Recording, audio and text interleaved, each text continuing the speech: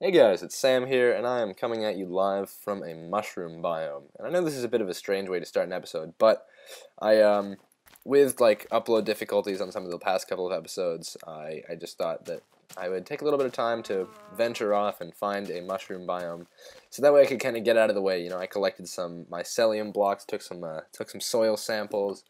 I also herded some mushrooms so I can bring them back home, and that way this part is kind of out of the way, and I'll never have to go through the aching pain of having to try to find a mushroom biome again.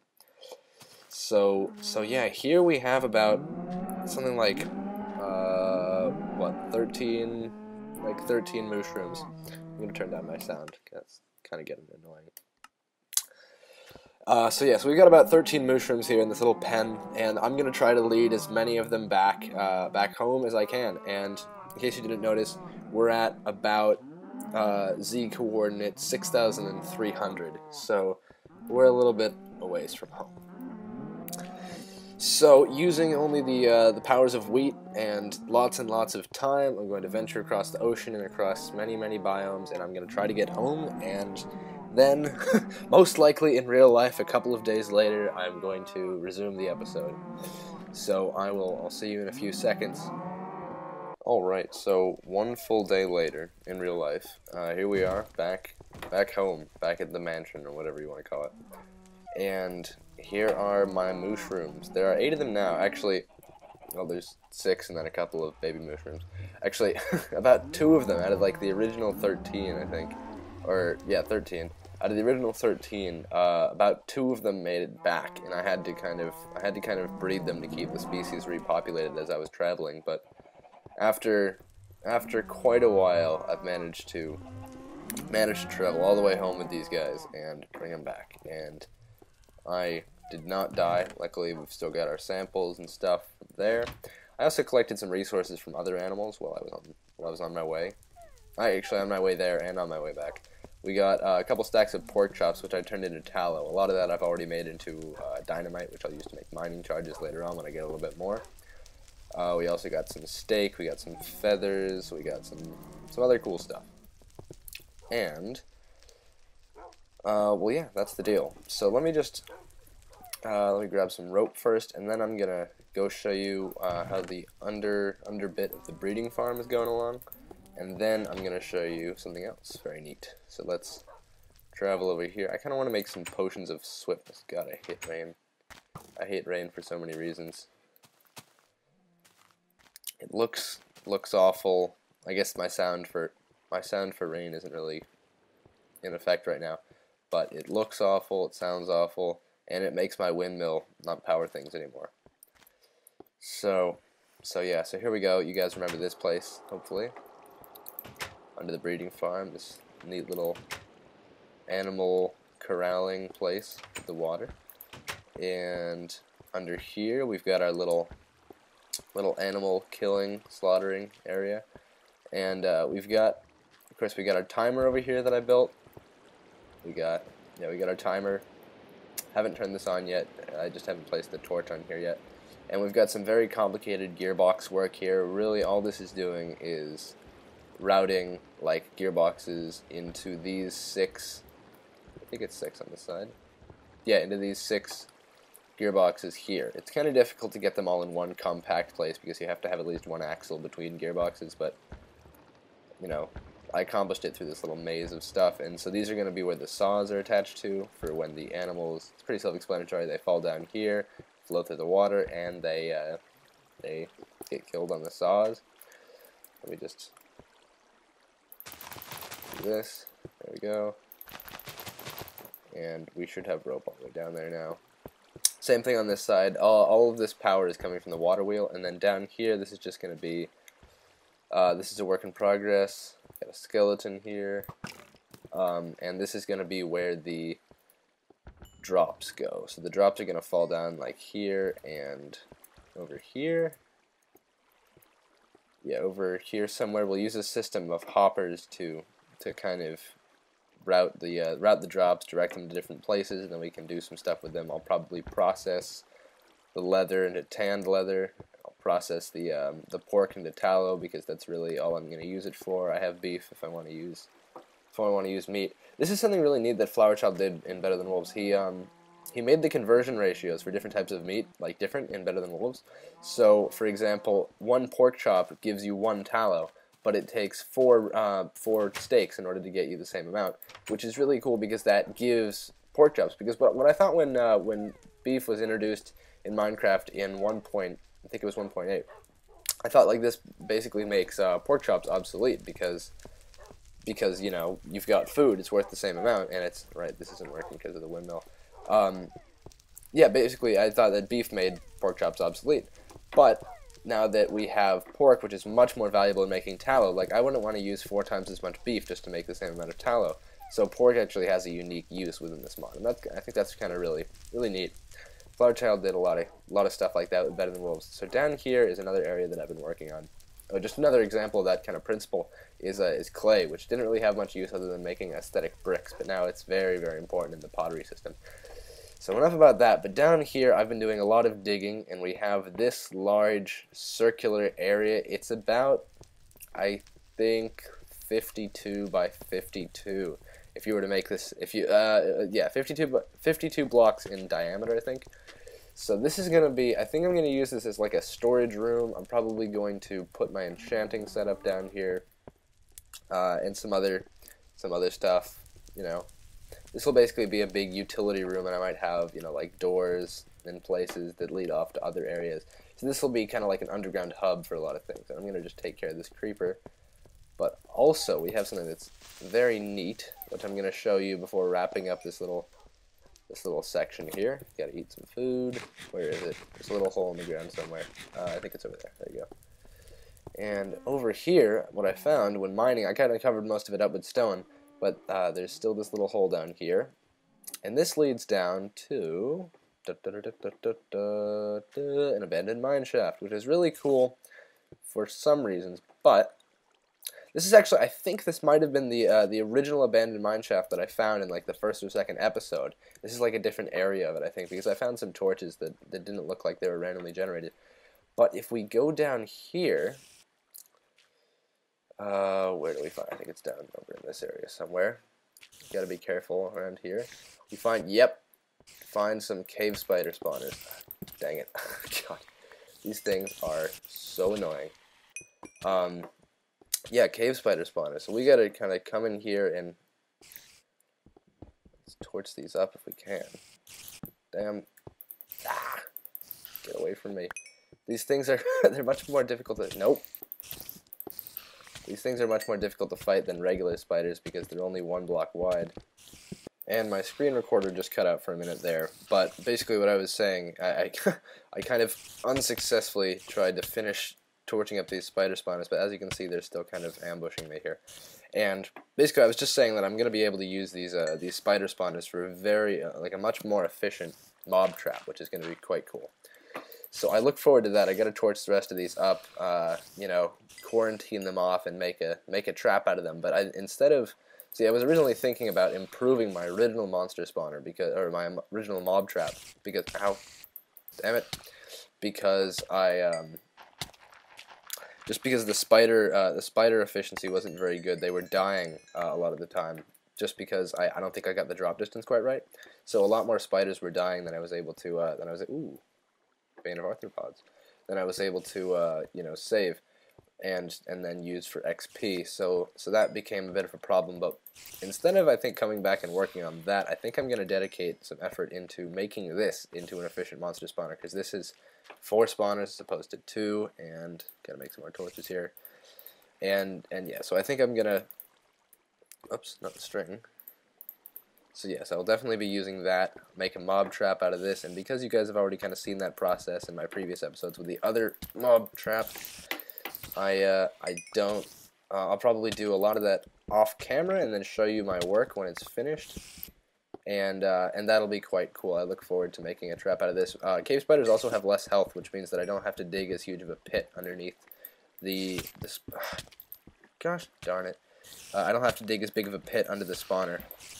I believe they only have like 6 hearts of health as opposed to the 8 that regular spiders have. So that's kind of cool. And of course, because they're all clustered together, not sure if I'm repeating myself. I'm not sure exactly what part of the recording I lost and what part of it I kept. But because we got 4 spider spawners pretty close together, we're going to be able to make a much more efficient mob trap. So I look forward to doing that, and I'll check back in with you guys once I've worked on that a little bit more. Alright, so after hours upon hours upon hours of painstaking work, I've finally finished the mob trap. So we got our 4 cave spider spawners up here. As you can see, I've dug a big hole underneath them. But we've got like a block of cobblestone on top of each of them. Of course, it's turned into mossy cobblestone by now. But we've got a block of cobblestone on top of each of them just to keep the spiders from spawning on top of it and kind of, you know, screwing up the whole system. And now, basically, see, this is kind of a, it's not a finished version. It's more of a semi-completed version of the mob trap I'll tweak and stuff. There's, like, especially over in this section over here, like the actual, like, killing the mobs. I need to deal with that a little bit and fix it up. But for the time being, we've got a mostly functional mob trap that I can, you know, kind of work with for the time being until I you know, decide that I'm gonna revisit this project and you know, and fix it up to the point where it's actually perfect, because, you know, there is some other stuff I'd like to do, and I've been working on this for like the last like 2 weeks. Like, that's how long it's taken to make the rest of this episode, just because of the complexity of this mob trap. So basically, here's how it works. Basically, the mobs, of course, they spawn up here and they fall, and now instead of having like water flow with signs under it like I had in the previous mob trap that, like, you know, damaged them a certain number of blocks when they came down, because due to the varied nature of mob spawners, where like they spawn at different heights, like there's a 2 to 3 block variance in where they can spawn. You know, they don't all fall the same distance, so they don't all take the same amount of damage, and then you've got the spider's climbing ability to worry about. Basically, I thought it would be much simpler if they just fell and they weren't damaged at all. So, you know, they're all at full health, and then we have a killing system that'll actually, you know, deal with them later on in a way that it's very easy. So you can't really tell by looking at it from this angle, but we actually have this water flow. It's like 1, maybe 2 layers thick. I know it's actually like 2 or 3 layers thick right here. And basically they fall through here, and then of course, as you can see, we've got layers and layers of signs. I made very good use of the fact that you can actually place signs on signs, so you can have like lines and lines and lines of floating signs as long as there's one anchoring block, which is kind of cool. So we have this layer of water, they fall through, they don't take any damage, of course, and they land in a moving water stream. This is all still. They land in a moving water stream below, so there's actually like an air pocket down here so they don't drown. And they flow into here. Now we've got more signs here, and we've got a little bit of creative water flow going on here. So I kind of took advantage of the mechanic that water, sorry about that, that water, like, it basically flows into other water, you know, to angle it to make it look right. But of course, even if the water blocks aren't connected, so we can actually have a water block here and a water block here, and we've got like a stair block in between. This is made out of stone bricks. And even though the water blocks aren't connected, because I've got this sign here holding them back, the Minecraft code basically makes the water kind of flow upwards. So I can actually have the spiders get pushed up onto the stair with the water flow, even though it's 2 separate water flows. So then we've got water flowing toward the middle here, and basically the spiders, we've got another stair thing here. The same idea. Basically the spiders are pushed through this gap. And when I'm not standing right here and, you know, they're trying to attack me, it works a lot more smoothly. But as you can see, we've got a lot of spiders, you know, going down this way. So we basically we have, you know, the spiders come down here, they're funneled into here, and then they're channeled here. Now we basically use the same kind of stair mechanic. Notice how the water flows upward even though it's a different source block here. Now, so we got that, and we kind of go along here, and the reason it's so long, this little, like, channeling chamber, I'm actually going to switch this off for the time being. The reason it goes so far is because mobs will not, like, pursue you, and spiders included, if you are 16 blocks or more away. So this is 16 blocks away from the edge of this chamber right here, because of course, if there are spiders in this chamber and they're like trying to get at me all the way over here, it's going to kind of clog up the system and they're not going to flow here as easily. So if I'm 16 blocks away, because this is where, you know, the action happens as far as harvesting XP, then, you know, it's much more streamlined. So these guys aren't going to worry about it. They're just going to kind of flow along here. And of course, by the time they're in this water flow, coming toward me isn't really a problem, because, you know, they're already moving in this direction, right? So basically they flow here, and actually I'm just gonna, there's a weird glitch with spider movement that makes them not, they should be funneling into here, and I think if I just do this and that, then they should all just kind of funnel into there. There we go. just wait for that. So it works very automatically, especially because they're trying to actually like pursue me here. So now we've got all these spiders, and of course, like I said, there's a lot of spiders there, and this was just basically me standing there for a couple minutes. It's very efficient because we've got 4 mob spawners, and each of them, you know, works on a timed rotation. But at each rotation, we've got three or four like spiders spawning from each spawner. So that's like 16 spiders every single rotation, which is about 30 seconds, I think. So that's a lot of spiders. And by leaving it here for like 45 minutes, I actually got enough XP to go from level 23 to 40, which is quite a bit.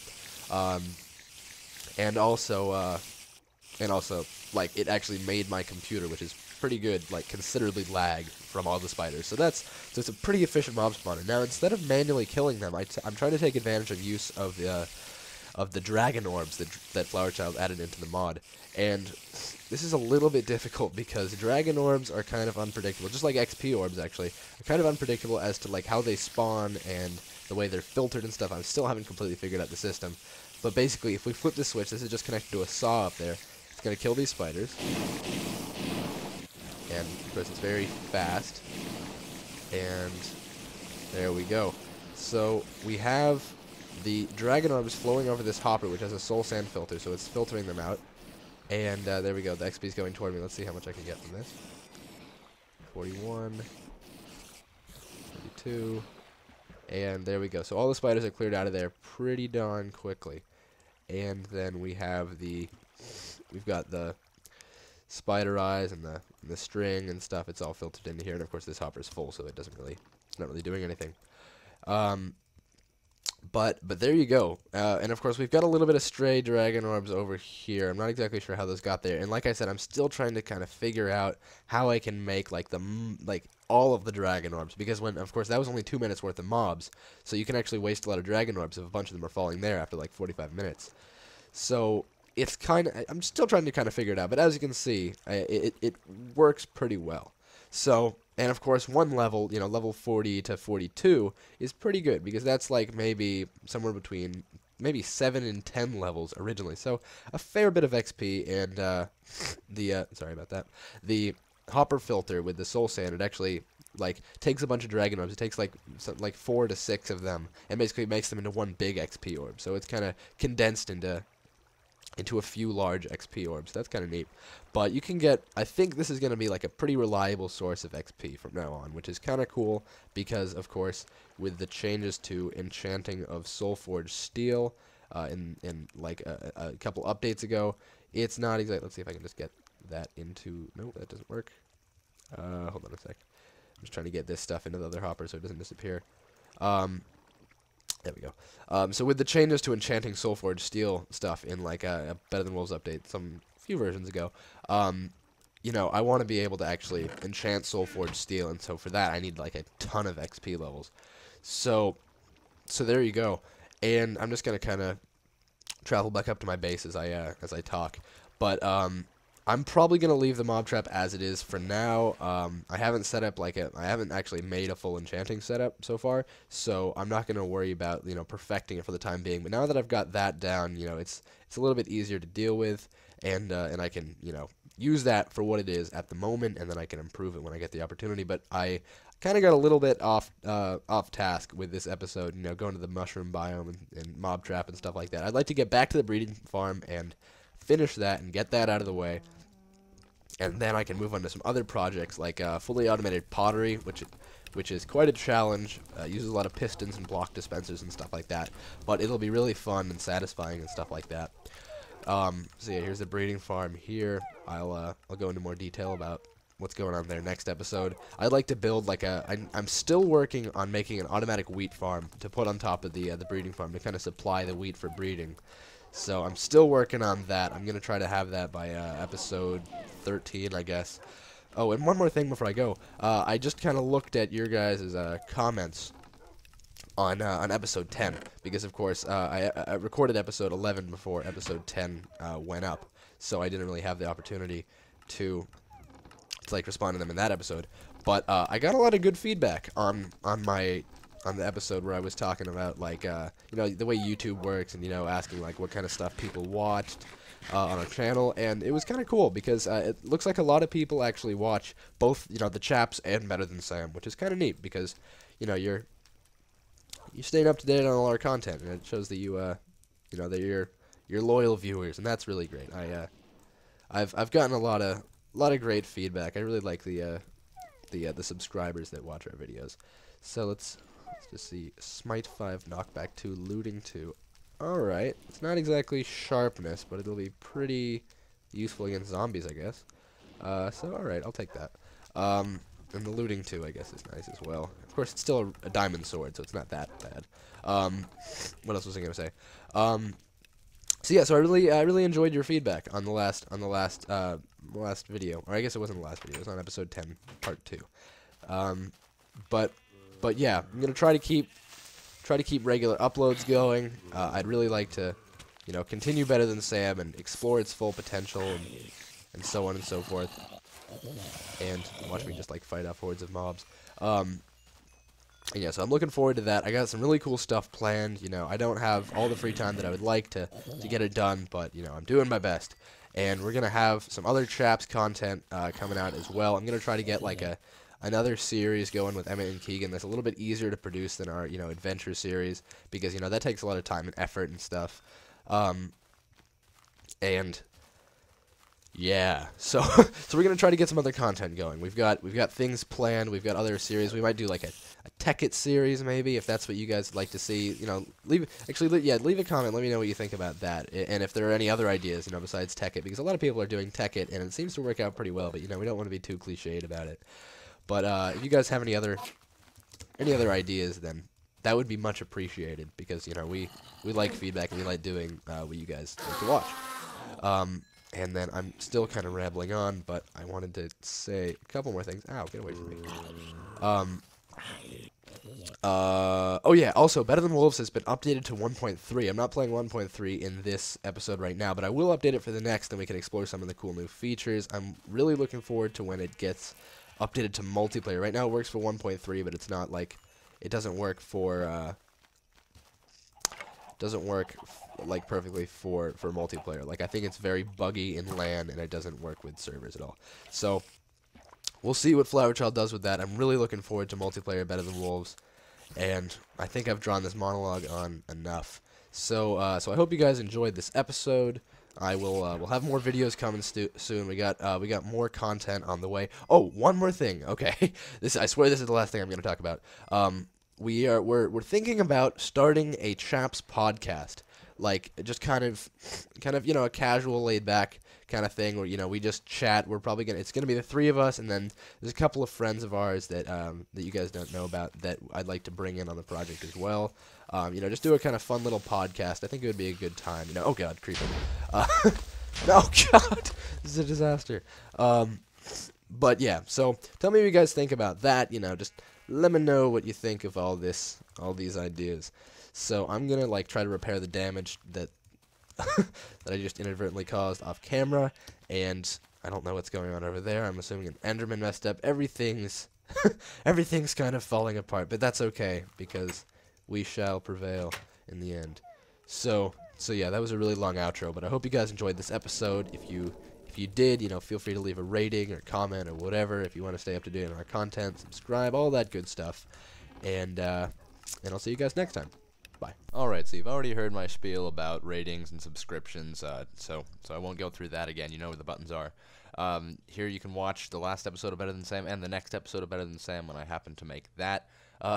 In case you still haven't watched episode 9 of the Chaps, there it is. I don't really have anything else to put in that slot, but we will be coming out with some more multiplayer content as soon as possible. So look forward to that. Again, surprise video, something from the past that you may or may not have seen.